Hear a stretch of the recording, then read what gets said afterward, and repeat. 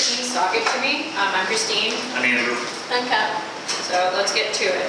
So basically we're interested in patients who have diabetic peripheral neuropathy, or DPN for short.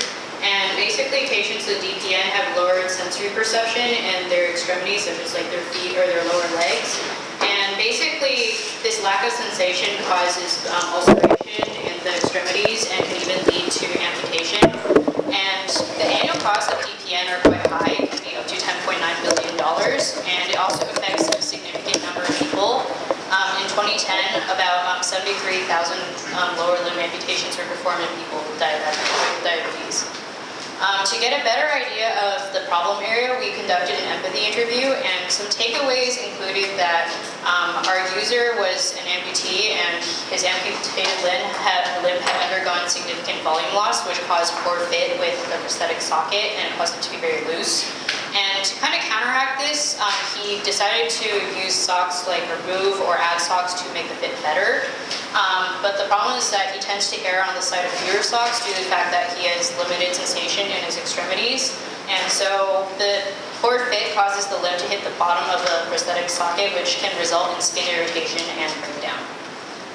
So all this kind of brought us to our main statement, which is that individuals who have limited sensation in their amputated residual limb need an unobtrusive means of notifying them of changes in prosthetic fit so that they can add and remove socks in a timely manner to ensure comfortable fit and to prevent distal limb skin breakdown.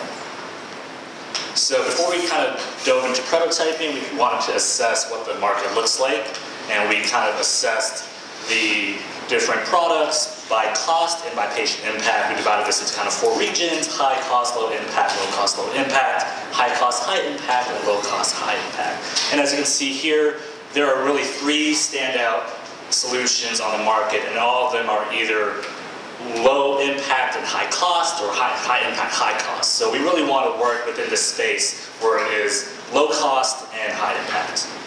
So from there, we built a table of need requirements, which is basically a set of parameters that when met, the user would be happy with the products.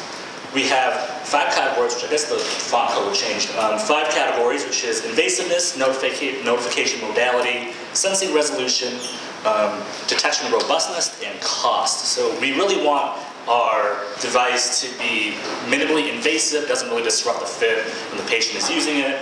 The notification system must be non-obtrusive, it can't be noisy. We want to be able to detect within 10% of the baseline volume. We also want to be able to detect volume change at mid-stance, as well as keep the price under $10,000, ideally under $5,000. When we were doing brainstorming, we kind of broke it up into 2 different solution paths. The first being sensor-based, and the second being mechanisms. And then Christine's going to talk a little bit about it. Yeah, so our first idea was to have a hinge notification system, and here's a very dramatization of what's going on in the socket.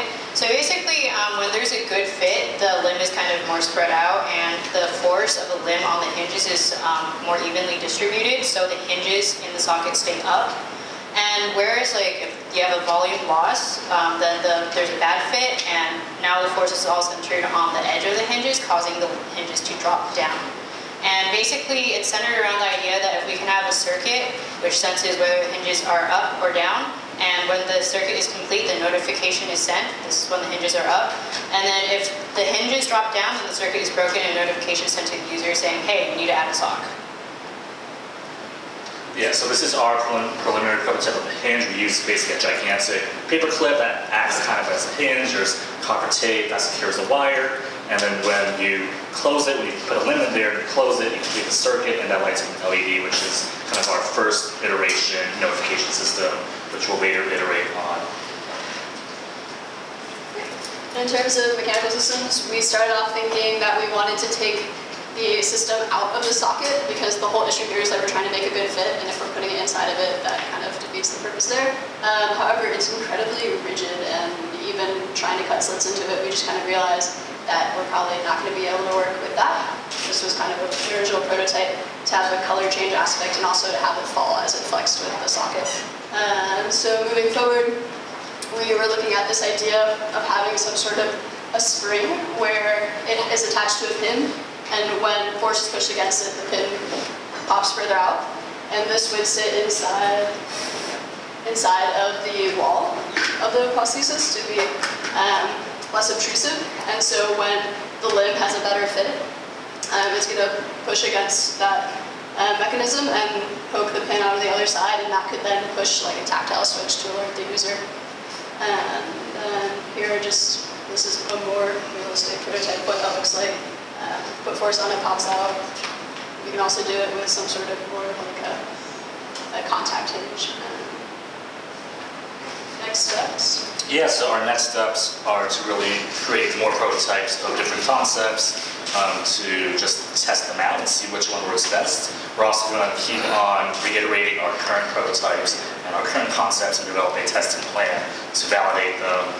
We're also going to start to incorporate them into the socket for integrated testing. At some point, we're also going to want to test on a patient, but that requires us to file an IRB, which may take a couple of months. No, I actually have an IRB for the class. Oh, okay. In that case, there we go. It's only a couple months. There we go. And that's it. Thank you.